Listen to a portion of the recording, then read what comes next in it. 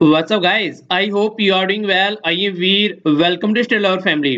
आज है संडे और संडे को होता है फंडे। फंडे के साथ में थोड़ा सा स्टडी डे भी आप लोगों का होता है, तो थोड़ा बहुत आप लोगों को पढ़ाई भी कर लेनी चाहिए और इसी के साथ में अपने आप को रिफ्रेश जरूर किया कीजिए वीकेंड में, ताकि आप लोग फिर से एक कंप्लीट वीक के लिए अपने आप को तैयार कर सकें। तो देखते हैं क्या आज हम लोग को सामने यहाँ पर डिस्कस करने के लिए है द हिंदू न्यूज़पेपर में। इसी के साथ में कुछ पोर्शन यहाँ पर साइंस और टेक का भी आप लोगों को देखने को मिलने वाला है। बाकी जैसा कि मैंने आप लोगों को मॉर्निंग की क्वेश्चन वाली वीडियो में बताया था कि मैं आउट ऑफ द टाउन हूं, इसकी वजह से मेरे पास माइक नहीं है और आप लोगों को वॉइस भी मेरी थोड़ी चेंज नजर आ रही होगी, तो उसी की वजह से यहाँ पर ये प्रॉब्लम देखने को मिल रही है। तो आइए आज का डिस्कशन स्टार्ट करते हैं। सबसे पहले न्यूज एनालिसिस वाला पोर्शन देखते हैं, जो कि काफी इंपॉर्टेंट है। साइंस और टेक वाले पोर्शन में ज्यादा इंपॉर्टेंट न्यूज नहीं है, न्यूज एनालिसिस वाले पोर्शन में ज्यादा इंपॉर्टेंट है। ये जो न्यूज निकल कर आ रही है, हमारी कंट्री के नेक्स्ट जो नेवी चीफ है उनके बारे में बात की जा रही है। नेक्स्ट नेवी चीफ यहाँ पर जो बनने वाले हैं हमारी कंट्री के, ये हैं करमवीर सिंह। करमवीर सिंह हमारी कंट्री के नेक्स्ट नेवी चीफ होंगे और यहाँ पर ये न्यूज में इसलिए हैं क्योंकि ये सुपरसीड करके अपने से सीनियर ऑफिसर को यहाँ पर ये नेवी चीफ बनने वाले हैं 24th हमारी कंट्री के। इनसे सीनियर ऑफिसर थे बिमल वर्मा। बिमल वर्मा को सुपरसीड कर दिया है और ये यहाँ पर सेकंड टाइम ऐसी सिचुएशन यहाँ पर हमारी कंट्री में देखने को मिल रही है। तो जो फिलहाल इनकी पोस्ट है, ये flag officer commander in chief, जो eastern naval command headquarters Visakhapatnam में। और आज की डेट में जो हमारी कंट्री के नेवी चीफ है वो है सुनील लांबा। तो सुनील लांबा जी जो है वो रिटायर हो रहे हैं 31 मई को। उसके बाद में जो next navy chief 24th navy chief हमारी कंट्री के होंगे वो होने वाले हैं यहाँ पर करमवीर सिंह। तो इनका नाम आप लोग याद रखिएगा। ओके, आज की डेट में ये वाइस एडमिरल हैं। नॉर्मली कई बार ये कमांड पूछ ली जाती है आप लोगों से, इसके बारे में आप लोग हल्का सा आइडिया रख सकते हैं। ये 3 कमांड है नॉर्मली जब हम लोग नेवी की बात करते हैं। वेस्टर्न नेवल कमांड जो मुंबई में देखने को मिलती है, ईस्टर्न नेवल कमांड विशाखापट्टनम में, और सदर्न नेवल कमांड कोच्चि में देखने को मिलती है। इस तरीके से यहाँ पर मतलब आप लोग मैप देखेंगे तो वेस्ट यहाँ पर इस तरीके से, यहाँ पर वेस्ट, और ये हो गया यहाँ पर ईस्ट, और यहाँ पर ये हो गया इस तरीके से सदर्न। ठीक है, यानी कि ऊपर वाला पोर्शन नहीं काउंट किया जा रहा है। और नेवल क्यों है नीचे? क्योंकि देखिए हमारी कंट्री का ये वाला पोर्शन नॉर्मली आप लोगों को देखने को मिलेगा 29 स्टेट है जो कि ओशन से कनेक्टेड है, तो इसलिए यहीं पर ही आप लोगों को सारी चीजें देखने को मिलेगी कि ओशन तो यहाँ पर हो गया। तो इस तरीके से इसको समझिएगा। तो हमारी कंट्री में जो 29 स्टेट है, तो उसमें से 9 जो राज्य हैं हमारे, वो ओशन बाउंड्री, ओशन को यहाँ पर टच करते हैं एक तरीके से, इसीलिए यहाँ पर ये सारी कमांड आप लोगों को नीचे ही देखने को मिल रही है। ठीक है, तो मुंबई, विशाखापट्टनम और कोच्चि, तो इनके बारे में याद रखिएगा। मुंबई हो गया महाराष्ट्र में, ठीक है, और विशाखापट्टनम हो गया आंध्र प्रदेश में, और कोच्चि हो गया केरला में। नेक्स्ट न्यूज है, यह है आधार कार्ड और पैन कार्ड के बारे में। आधार कार्ड और पैन कार्ड को कनेक्ट करने का सीधा सीधा मुद्दा यह था ताकि जो भी हमारी कंट्री में इनकम टैक्स पेयर हैं उनको ढंग से काउंट किया जा सके और आइडेंटिटी जो है उनकी एक तरीके से ढंग से कनेक्ट की जा सके, और कोई स्कीम अगर प्रोवाइड करानी है उससे पता लगाया जा सके कि ये पर्सन किस कैटेगरी में आता है और उसके बेस पर उसको उस स्कीम का फायदा हो सकता है या नहीं हो सकता है। ये तमाम मुद्दों को चेक करने के लिए हमारी कंट्री में आधार कार्ड और पैन कार्ड को नॉर्मली कनेक्ट करने की बात की गई थी। मेन मुद्दा था इनकम टैक्स को एक तरीके से वेरीफाई करने के लिए, इसके जो काफी इंपॉर्टेंस समझी जा रही थी। पर लेकिन जो आधार कार्ड के अंदर डेटा है वो बायोमेट्रिक डेटा है, यानी कि आप लोग के फिंगरप्रिंट वहां पर गए हैं, आप लोग की आंखों की जो पुतली होती है उसकी कंडीशन आप लोगों को देखने को मिली, ये तमाम चीजें वहां पर निकल कर आई। पर लेकिन जब पैन कार्ड की बात करते हैं, इसमें जो डेटा है वो सारा ओल्ड डेटा है। पैन कार्ड के अंदर जो डेटा है वो सारा यहाँ पर ओल्ड डेटा है, उसकी वजह से कंडीशन ये निकल के आती है जो ओल्ड डेटा है, कि कहने का मतलब ये दोनों में एक तरीके से आप लोग ये नहीं बोल सकते कि दोनों में जो सिमिलैरिटी है, कहीं पर एक में ओल्ड डेटा है बहुत सारा और दूसरे वाले में बहुत सारा जो है कि एक तरीके से अपडेटेड और खासकर बायोमेट्रिक डेटा है। तो दोनों के जो सॉफ्टवेयर हैं वो एक दूसरे से अगर एक चीज वेरीफाई कर रहा है तो दूसरा वेरीफाई नहीं कर पा रहा है, तो इस तरीके से कई सारी प्रॉब्लम निकल कर आ रही है और कई सारे मिसमैच देखने को मिल रहे हैं। बहुत सारे जो लोग हैं, किसी का नाम आप लोगों ने देखा होगा कि एक दो शब्द की वजह से, जिस तरीके से मान लीजिए अगर कोई नाम लिखा हुआ है, ठीक है, कोई उस मान लीजिए VER लिख रहा है तो कोई VR लिख देता है, VIR लिख देता है उसको, तो इस तरीके से क्या होता है उसमें डिफरेंस आ जाता है कई बार। तो क्या करेगा, उसे एक सॉफ्टवेयर उसको लेगा, दूसरा सॉफ्टवेयर उसको नहीं लेगा। तो ऐसी बहुत सारी मिसमैच होने की वजह से, बहुत सारी प्रॉब्लम होने की वजह से ये प्रॉब्लम सामने निकल कर आ रही है और इसको सोल्व करने की कोशिश देखते हैं किस तरीके से की जाती है, क्योंकि एक अपग्रेडेड वर्जन है और दूसरा पुराना वर्जन है, इसलिए दोनों में प्रॉब्लम हो पा, दोनों में एक तरीके से जो सिंक्रोनस वे में काम नहीं कर पा रहे हैं, और यही इसी वजह से यहाँ पर बहुत सारे लोग अपना इनकम टैक्स भी पे नहीं कर पा रहे हैं। ठीक है, तो इसके बारे में हल्का सा आइडिया रखिएगा। नेक्स्ट ये हमारी हेल्थ के बारे में बात की जा रही है। क्या आप लोगों को लगता है कि आप आज के डेट में हेल्दी हैं? जब आप लोगों ने फर्स्ट टाइम कभी अपनी बॉडी में क्या विटामिन लेवल चेक करा है? देखिए हम लोग क्या करते हैं, डेली सुबह शाम अपना खाना तो खाते हैं, टाइम पर खाते हैं, कई बार टाइम पर नहीं खाते हैं, पर लेकिन हम लोगों को ये नहीं पता है कि जो हम लोग खा रहे हैं क्या वो हमारी बॉडी के लिए रिक्वायर है? क्या हमारी बॉडी में विटामिन की कमी है और हम लोग खा प्रोटीन रहे हैं? क्या हमारी बॉडी में दूसरी किसी चीज की कमी है और खा हम लोग कोई तीसरी चीज रहे हैं? तो ये काफी बड़ी प्रॉब्लम यहाँ पर निकल कर आती है। तो इसकी वजह से यहाँ पर एक स्टडी की गई है ICMR के द्वारा, जो कि नेशनल इंस्टीट्यूट ऑफ न्यूट्रिशन है, इसके द्वारा जो बोला गया है, ये बोला गया है कि ए, डी, B1, B2, B6 या B12 या फिर दूसरे और जो विटामिन हैं यहाँ पर, ये आज की डेट में काफी प्रॉब्लम फेस कर रहे हैं। जो एडल्ट्स हैं हमारी कंट्री में, उनको एक तरीके से प्रॉपर विटामिन नहीं मिल पा रहे हैं और कई सारी चीजों की डेफिशिएंसी की वजह से बहुत सारी प्रॉब्लम यहाँ पर निकल कर आ रही है। तो इस तरीके के क्वेश्चन आप लोगों से कई बार पूछे गए हैं। ये एक एवरग्रीन क्वेश्चन है यहाँ पर। तो ये जो टेबल आप लोगों के सामने दे रखी है, इसके बारे में आप लोग थोड़ा आइडिया रखिएगा। ये कई बार क्या होता है, ये इसके सामने आप लोगों को विटामिन का नाम दे देंगे या मिनरल्स का नाम दे देंगे और पूछेंगे इसकी डिफिशियंसी में कौन सी कमी होती है या फिर कौन सी डिजीज होती है या फिर कौन सा डिसऑर्डर होता है और उसके क्या सिम्टम्स होते हैं। तो ये क्वेश्चन एवरग्रीन है, बहुत बार ये फ्रीक्वेंटली साइंस वाले पोर्शन में आप लोगों का पूछा जाता है। तो जो विटामिन ए है वो है लॉस ऑफ विजन, यानी कि आप लोगों को देखने में कमी होगी, इसका मतलब विटामिन ए। गाजर खाएं और अपनी आंखों को दुरुस्त बनाएं, कहने का मतलब ये है। विटामिन B1 जो है यहाँ पर, ये बेरी ये एक तरीके से वीक मसल्स होती हैं, जिसकी वजह से आप लोगों को काम करने में एनर्जी भी कहीं ना कहीं आप लोगों को लो लगेगी, तो इसको बेरी बोला जाता है। तीसरा यहाँ पर है विटामिन सी, ये है स्कर्वी, मतलब कि जो आप लोगों के दांत होते हैं, दांत के जो मसूड़े होते हैं वो दांत को पकड़ के रखते हैं, इसकी वजह से जो इसकी कमी होती है, तो इसकी वजह से क्या होता है, ब्लीडिंग होने लगती है, यानी कि खून आने लगता है दांतों में से। तो खून आने की वजह से वो कहीं ना कहीं ढीले हो जाते हैं और कई बार जो दांत होता है वो गिरने भी लगते हैं, तो इसको स्कर्वी बोलते हैं। विटामिन सी की डेफिशिएंसी से होती है। नॉर्मली अगर आप लोग आंवला खाएंगे, आंवले का मुरब्बा या फिर आंवला, कच्चा आंवला भी आप लोग लाकर खा सकते हैं, इस तरीके से जैसे नींबू हो गया, ये सारे जो खट्टे पदार्थ होते हैं उनमें विटामिन सी काफी ज्यादा क्वांटिटी में पाया जाता है, तो इसके बारे में पता होना चाहिए। विटामिन डी रैकेट्स, यानी कि बोन्स जो होती हैं वो आप लोगों की सॉफ्ट हो जाती हैं और कई बार मुड़ भी जाती हैं, ये विटामिन डी की कमी से होता है। देखिए सबसे शानदार तरीका है विटामिन डी को लेने का, डेली आप लोग को मिनिमम आधा घंटा या फिर पौना घंटा या फिर मैक्सिमम 1 घंटा धूप में आप लोगों को बैठना ही बैठना चाहिए। और धूप भी कौन सी होनी चाहिए, जो मॉर्निंग में निकलता हुआ सूरज होता है वो वाली धूप आप लोगों को लेनी है। ये सबसे बेस्ट तरीका है अगर आप लोग अपनी बॉडी को फिट रखना चाहते हैं। तो इसके बारे में बिल्कुल भी आप लोगों के माइंड में कोई भी डाउट नहीं होना चाहिए कि देखिए अगर आप लोग अपनी बॉडी को फिट रखना चाहते हैं, विटामिन डी बहुत बड़ा पार्ट है।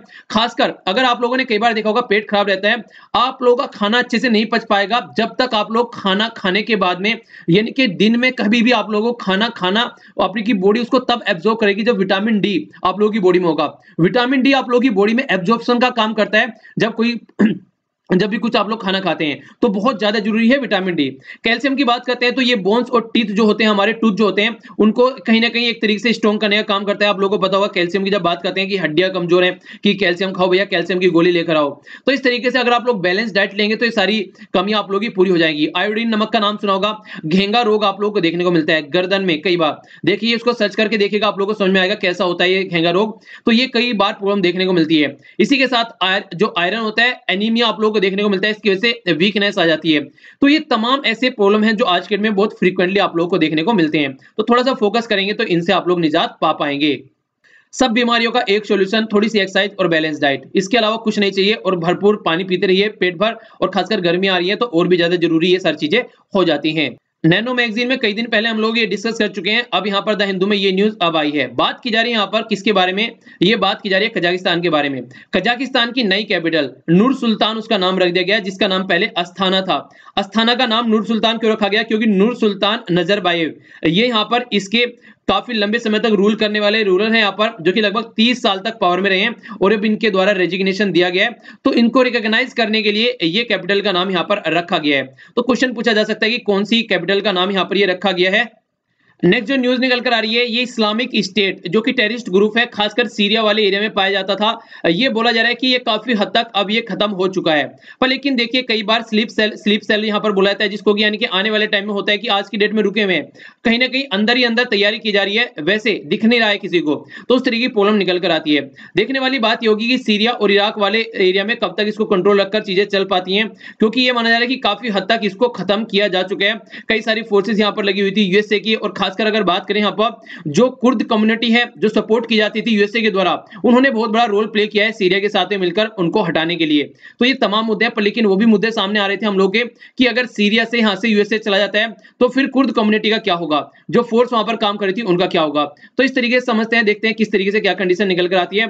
फिलहाल ये एक अच्छी न्यूज आप लोग इसको बोल सकते हैं। आगे चलते हैं। नेक्स्ट जो न्यूज है यहाँ पर ये बात की जा रही है, जो मैंने भी आप लोगों को बताया, यहाँ पे भी यही बात की जा रही है कि कुर्द कम्युनिटी की जो फोर्स है आखिर उसको कैसे टैकल करके चला जाएगा। यानी कि ये तो यहाँ से चले जाएंगे, अब कैसे हैंडल करना है। इस्लामिक स्टेट फाइनल जो बैटल है ये माना जा रहा है कि सीरिया में वो खो चुके हैं कहीं ना कहीं अपना जो टेरिटरी थी उनकी। जो साइक्लोन इदाई है ये यहाँ पर काफी लोगों की जान ले चुके हैं। मोजाम्बिक वाले एरिया में लगभग 417 लोग यहाँ पर मारे जा चुके हैं और लगभग 2 मिलियन यानी कि 20 लाख लोगों को अफेक्ट किया है, यानी कि एक जगह से दूसरी जगह पर उनको रिप्लेस करना पड़ गया इसकी वजह से। तो काफी खतरनाक लेवल का इंपैक्ट यहाँ पर इस साइक्लोन का देखने को मिला। नेक्स्ट ये न्यूज भी काफी इंपॉर्टेंट है यहाँ पर, जो अगर बात करें यहाँ पर यूरोपियन कंट्री की, बहुत रेयरली कोई कंट्री ऐसी थी जो कि यहाँ पर पार्टिसिपेट करने की बात करती थी। जो वन रोड वन बेल्ट वाला कॉन्सेप्ट है चाइना का, यानी कि ऑल ओवर वर्ल्ड को कनेक्ट करने के लिए जो चाइना का कॉन्सेप्ट है उसमें किसी ने भी पार्टिसिपेट करने से मना कर दिया था। पर लेकिन इटली जो कि यूरोपियन यूनियन का पार्ट है उसने इसको ज्वाइन करने के लिए हामी भर दी है। यहाँ पर लगभग जो यूरो की बात की जा रही है 5 से 7 बिलियन जो यहाँ पर इन्वेस्टमेंट किया जाएगा जो चाइना कंट्री के द्वारा। और वेस्टर्न का कंसर्न था काफी लंबे समय से कि यहाँ पर कहीं ना कहीं इसको रोकना पड़ेगा। इटली ने यहाँ पर साइन किया, नॉन बाइंडिंग ये प्रोटोकॉल है, यानी कि बाइंडिंग नहीं है। तो देखने वाली बात ये होगी किस तरीके से यहाँ पर ये इसको आगे लेकर चल पाते हैं, क्योंकि पूरा यूरोपियन यूनियन कहीं ना कहीं इसको अपोज करता है, उसके बावजूद भी यहाँ पर ये इसका पार्ट बन रहे हैं। तो ये कहीं ना कहीं सोचने वाली बात है। आगे देखते हैं क्या इनके कंसर्न निकलकर यहाँ पर सामने आते हैं। फिलहाल अभी इसके बारे में इतना ही। आगे बात की जाए तो इलेक्शन कमीशन ऑफ इंडिया के द्वारा यहाँ पर कैंपेन चलाया जा रहा है #गोनो, यानी कि आप लोग अपने बारे में जान सकते हैं चीजों के बारे में कि आप लोगों का वोटर लिस्ट में नाम है या नहीं है। कोई भी वोटर छूटना नहीं चाहिए, उसके चलते यहाँ पर काफी कुछ इनके द्वारा काम किया जा रहा है। ठीक है, तो आप भी जाकर चेक कर सकते हैं कि क्या आप लोगों का नाम में कोई प्रॉब्लम तो नहीं है, नाम अप टू द मार्क है, वो तमाम मुद्दे। ओके, आइए आगे बढ़ते हैं।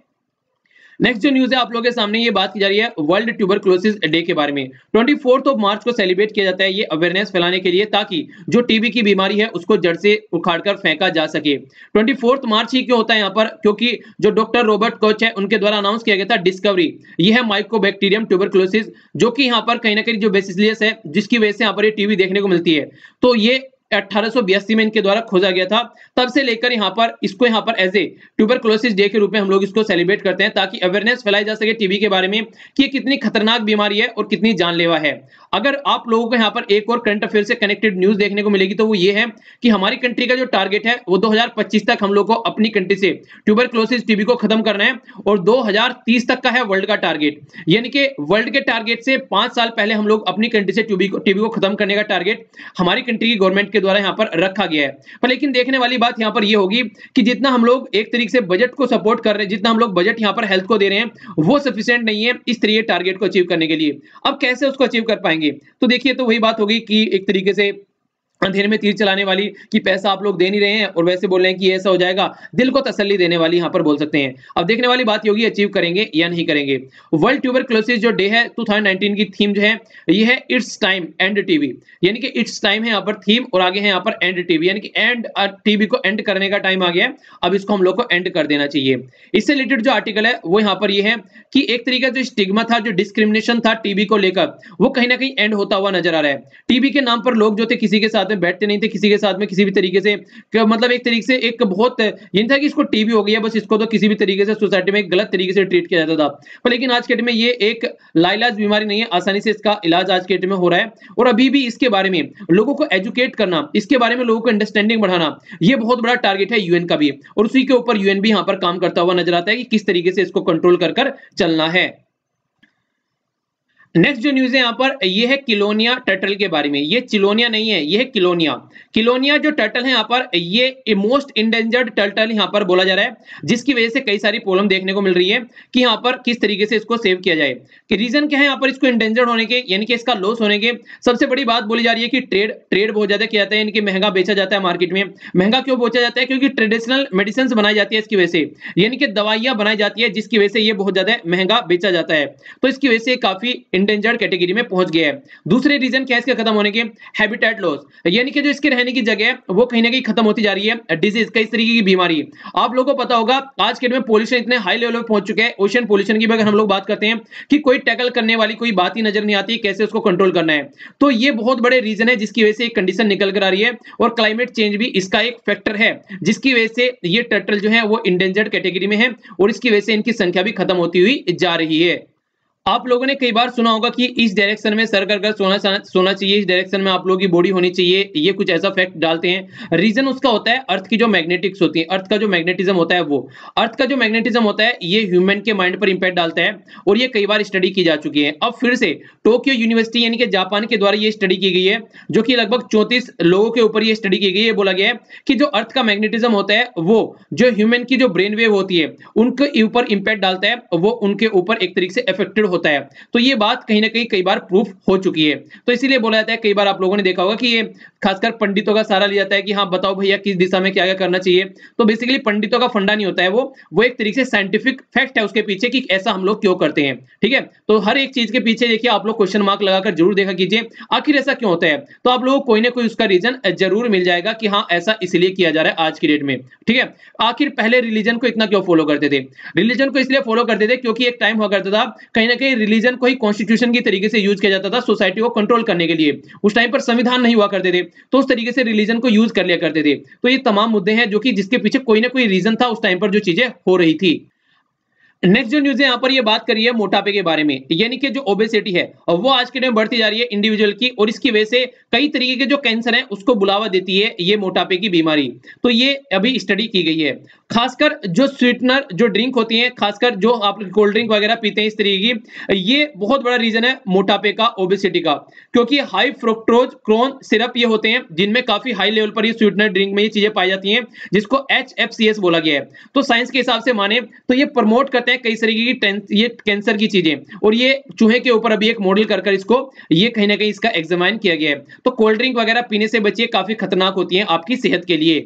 तो ये था आज का छोटा सा डिस्कशन। देख लेते हैं क्या क्या डिस्कस किया हम लोगों ने। सबसे पहले हम लोगों ने 24th जो हमारी कंट्री के नेवी चीफ होने वाले हैं उनके बारे में जाना। ये कुछ वेस्टर्न कमांड भी हम लोगों ने देखी।